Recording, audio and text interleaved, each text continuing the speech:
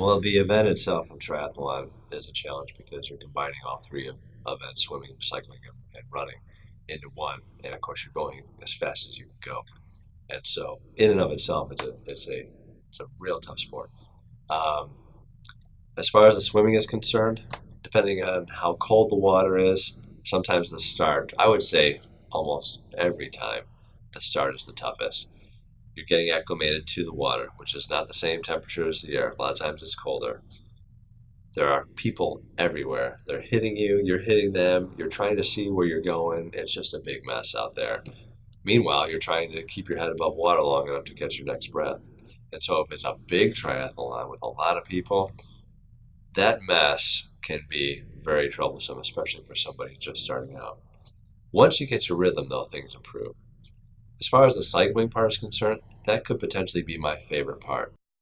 The challenging part of the cycling is gauging how fast you should be going. You're going to be out there for 2.5 hours, somewhere around there, and you have to have fresh legs once you get off the bike.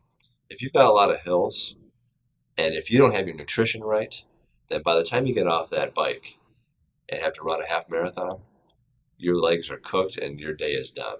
And so you have to really be thinking about beforehand, what am I going to eat, if anything? What am I going to drink? How much electrolytes? How much fluid should I be taking in order to have enough energy to get to the end of the race? If you're feeling strong off the bike, then the run is the most grueling aspect. Grueling in the sense that it is a half marathon and you have just got done with 3 hours of racing up to that point already. And that is kind of challenging because you could cramp up as soon as you get off the bike. You can cramp up 2 or 3 miles into the bike, or you could be cramping up down the final stretch.